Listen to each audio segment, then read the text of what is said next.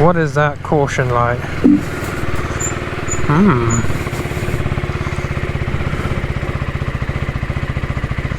I don't know what that means. That little... who knows?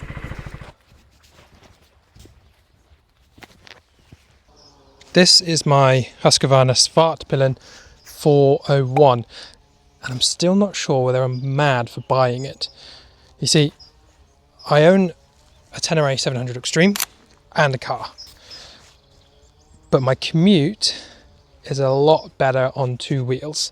It's about 20 minutes quicker on two wheels instead of four, but my Tenere is set up for trail riding, so I've got some nice expensive knobbly tyres that I don't want to wear down, and that's where this bike comes in. I first discovered one of these when a customer brought it in. See, I work at a Yamaha dealership, so when a customer brought it in, and I got to take a look at one, and then I looked at the used bike market and I saw how cheap they are, in no other way of putting it, how cheap they are. But you'll probably see that this one is a 2024. It's a brand new bike. It's on a 75 plate. So how did I come around to doing that? Well, Husqvarna is part of the KTM group, and Husqvarna and the KTM group in general have got this nasty habit of taking an awful lot of money off of their bikes, particularly when there's a new model coming out, or perhaps if a manufacturer decides to go into administration. And so this £5,600 401 quickly became a 3,999 on the road 401. Chuck in 0% PCP finance to seal the deal, and I'm riding this thing for less than you will probably pay for a mobile phone. So what I want to do in this video is take you for a little ride, review this bike, and talk about the things that have surprised me, for better or for worse, and then try and come to a decision as to whether I made the right decision by buying it. Let's go.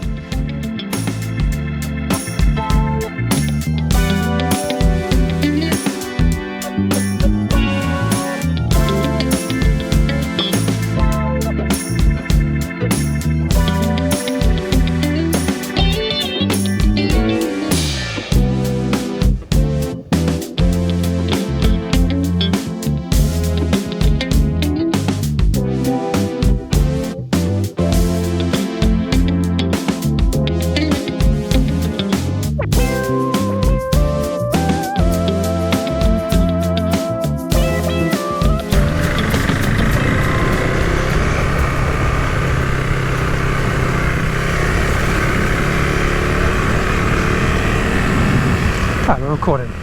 I'm back on the bike, and that mysterious warning triangle has disappeared, which is always nice.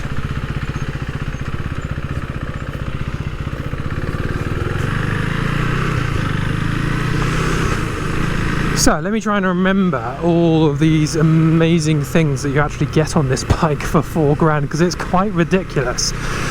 Obviously it's a 401 single cylinder engine. It's essentially the KTM 390 Duke, just in a Husqvarna outfit. This is the Svartpilen. There's a Svartpilen and a Vitpilen. The only reason I went for this one over the Vitpilen with the white bodywork and the cast wheels was because this was the only one I could get at the time. I wasn't fussy on either, really. So feature wise, it's pretty impressive. Obviously TFT dash up front. You've got a couple of different rider modes, nothing exciting. It's street and rain.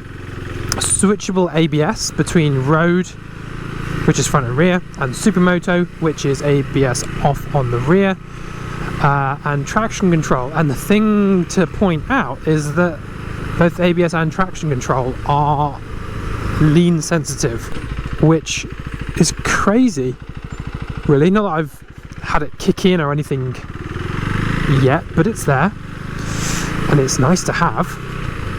It also has, not that I'm using it in these lower revs, it has an up and down quick shifter fitted as standard, which does work It's about as good as you'd expect for a single cylinder bike. It's not terrible and it's not amazing. As per usual, the higher the revs and the higher you are up the box, the smoother it becomes. And considering you're shifting quite often on this bike, it's quite a welcome addition. Now, what else have we got? Oh yeah, indicators, they're self-cancelling. I discovered that the other day. And these switch gears are backlit as well.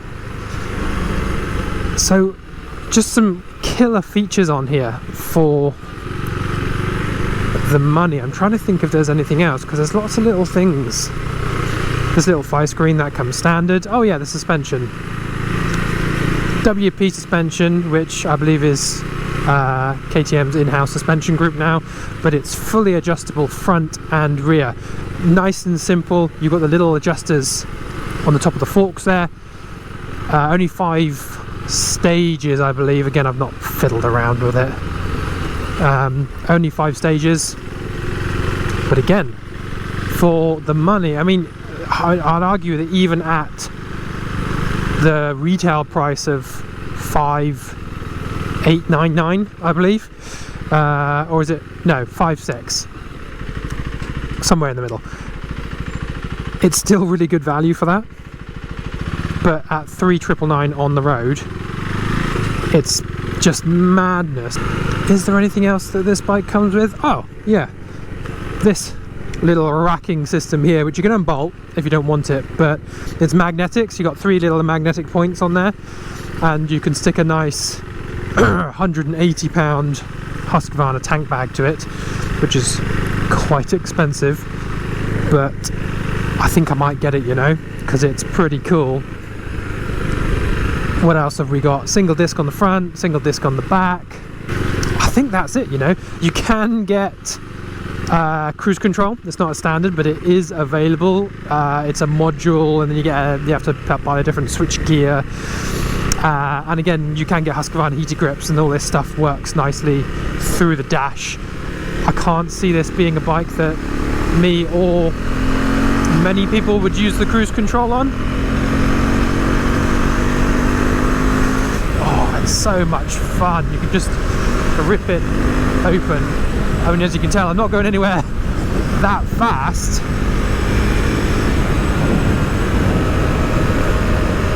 But it's so much fun to do it. Let's show you the pickup on it.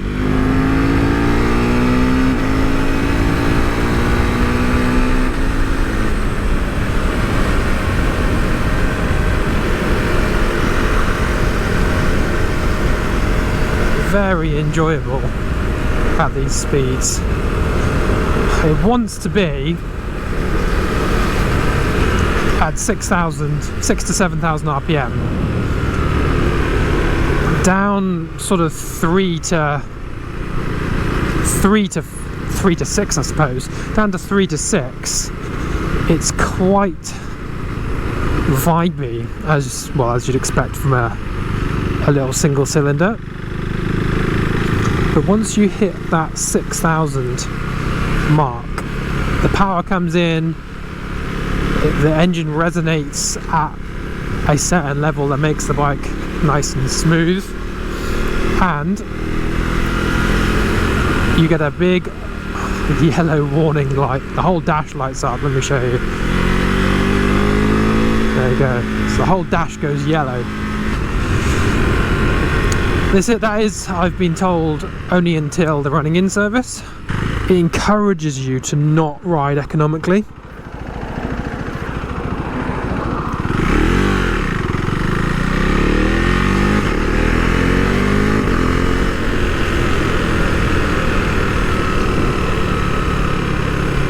Which is a bit annoying.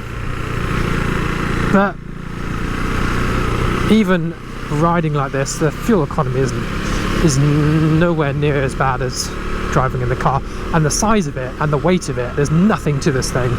It's so nimble, it's so light. Now, things that I don't like about this, because I have a few things.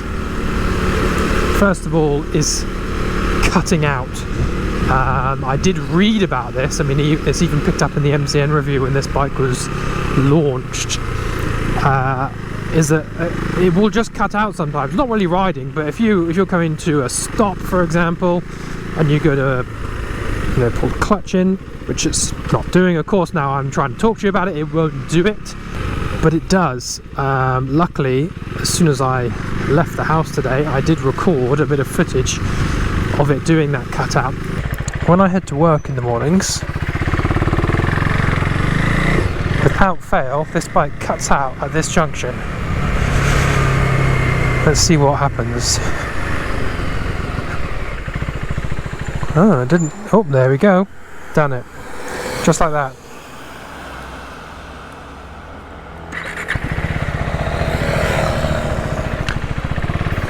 No idea why, but it's not a problem. Well, I say it's not a problem. It comes, almost straight back on. You can just fire it straight back up again. But, particularly if you're filtering, and if you're filtering to the front, you want to be ready to go, especially if that light's about to change as you're getting to the front of the queue. So when you're getting to the front and you pull the clutch in and then it dies, there's a bit of a bum twitchy moment where you've got to get it running again before the carts behind you start to get annoyed that you've cut in front of them and not decided to pull away. Apparently there is a software update for it. When it goes in for its 620 mile service, 1,000 kilometer service, we will have a discussion and see what's what. Speaking of kilometers, this fuel gauge is very funny. This fuel gauge is wildly inaccurate and will go up and down and all over the place throughout the course of a ride. I say wildly, it's not that bad. It's worse when you get down towards the reserve. But all the readouts are in kilometer intervals.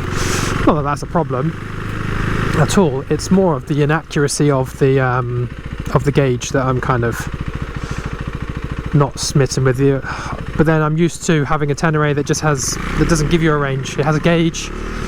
The reserve comes on when there's about 50 miles left in the tank. So I'm used to dodgy fuel gauges. This doesn't really do much on the right hand side. It just says OK all the time. Even when the radiator fan comes on, it just still says OK. What else don't I like?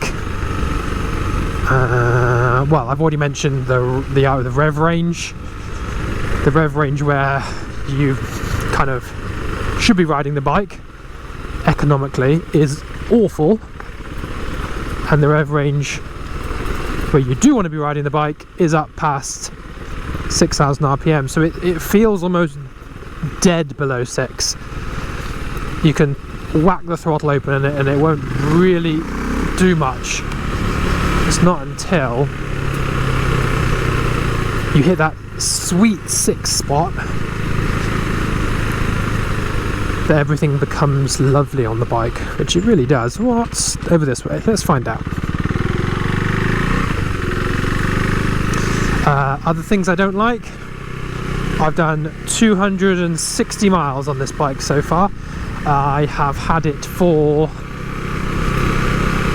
2 weeks, I think. Yeah, 2 weeks ago was when I went up to Fowler's to collect this.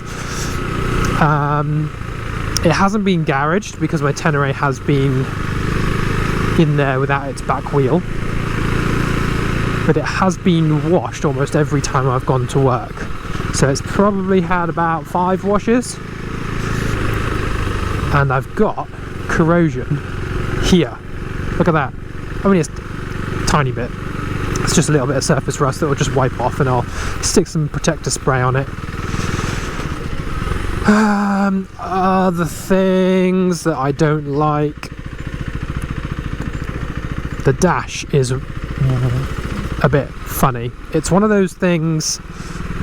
I think it's the same with the advent of this Chinese stuff as well. Not saying that this is bad quality by any stretch, but it is of a quality that you have all these features. They say, oh, this bike's got a quick shifter, this bike's got front and rear cameras, and this bike's got TFT dash that does all this stuff, which is great, but it doesn't mean, you know, a quick shifter on a, let's just say, CB750 Honda Hornet is not the same as a quick shifter on an MT-09 SP, or even the new MT-07, the third generation quick shifter. They are in different leagues. So back to the dash, I've had a few instances where the dash has done some crazy things. So when you, let's just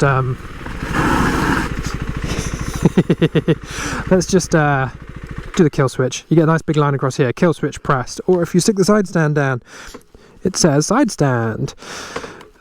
I've had a couple of situations now where it's gone away, it stayed flickering, and I've had that stay on for most of the day. You can turn the key off, you can turn it back on, and it kind of eventually it sorts itself out. But in the meantime, I'm thinking, oh, I've got this brand new bike and what's going wrong with it? Also, we had the situation at the beginning of the video, or the beginning of the recording, I don't know when it's going to come up in this video, where I had that random yellow light that it didn't tell me what the problem was. But it's gone. I suppose if it's gone, it doesn't matter, does it? It's if it stays on that it's a problem. What else don't I like about this bike? I'm being negative about it, but I think with something that's priced the way it is, you kind of need to be a bit more negative than usual, because you need to kind of understand why it's priced the way it is. Other manufacturers aren't expensive, it's just a different degree of doing things. I would say this is phenomenal value for money. So the final thing I don't like about this bike is the warranty, and it's a real pain in the neck. See, when I was buying this, I asked the guys up at Fowler's, what's the situation with the warranty? I'm assuming that I can just buy genuine parts, and then I'll get the guys in my workshop to service it, and that'll keep up with the service record, and it will keep the warranty. Oh no. So the KTM group, and I've checked this in my owner's manual as well, the KTM group demand, I didn't know that they were allowed to, but apparently they demand that in order to maintain your manufacturer's warranty, you have to get this bike serviced at an authorised Husqvarna dealership, which is a real pain in the neck for me. That was one part of buying this bike, was the fact that it was going to be cheap to run and cheap to maintain. Now it's not going to be quite so much, and it is the kind of bike that I really want to keep the warranty on, because I've got a feeling that one or two things may go wrong on this bike, and I want to be covered. So final thing that I want to talk about, I don't think it falls into the negatives category or the positives category or anything like that, but it's the fact that I bought this bike on PCP instead of hire purchase. Obviously I was going to finance it because it's 0%, why wouldn't you? But I would never at the moment, I would never buy one of these bikes, Husqvarna, KTM, Gas, and other manufacturers that sort of fall into that same category, without some form of security. And people miss this on PCP, is that you are guaranteed the future value of the bike, which means that provided you look after it and it's within the miles, then at the end of the term, in my case 3 years, Santander have guaranteed the future value of my bike at about £2,500, which if you look at the used market for these at the moment, for 3-year-old 401s, that's a very strong value. Obviously you're not getting anything back in equity, but you've got to also bear in mind that I'm not necessarily going to hand it back to the finance company, but I've got that level of security there. Let's say I go at the end of 3 years, I decide I want to change it or just get rid of it because I've had my fun on it. And it turns out that it's only worth £3,000 in the market because, I don't know, the KTM group didn't pull out of all this mess at the moment, and does go under, and Husqvarna's dragged down with it, or maybe they keep doing silly reductions on this bike, and the bike's only worth £3,000. Then I've got that security from Santander that I can hand it back. Oh no, sorry, let's say the bike's only worth £2,000 because my guaranteed future value is 2.5. Then I'm 500 quid in. I'm not getting that 500 quid because that's what I've got left over on the finance. You see where I'm coming from? People on PCP with KTMs at the moment, for example, they're probably sitting pretty because their KTMs are probably worth less than their guaranteed future value. So they can hand it back to the finance company. It's cutting losses, it's hedging your bets. So that's why I went for it on PCP. Plus it's 52 quid a month on PCP with no deposit. Why wouldn't you? It's crazy. I can't get over it. So in conclusion, this 401 is a pretty cool bike. If you're looking for a little runaround, or you're on an A2 license because this is A2 compatible, £52 a month, if you can still get one. The offer's still on at the moment. If you're watching this in Q4 of 2025, which maybe you are, maybe you're not, but it's crazy. It's cheap insurance, it's cheap to run, it's cheap to buy. I'm sure I'll get used to all these niggles that I've raised. Again, none of them are so big that it's caused me any distress or any, big problems. It's nothing that I can't sort out. I need to do like a sign off, don't I? So if you've enjoyed this, my name is James. I have been riding bikes for almost 20 years now, and I have been in the motorcycle trade since 2016. I ride bikes and I sell bikes. This channel is going to cover both of those things. If you own a bike, or if you are looking to buy a bike or sell a bike, then please do give me a follow, because the next video will be the first in my series of buying and selling a motorbike. See you in the next one.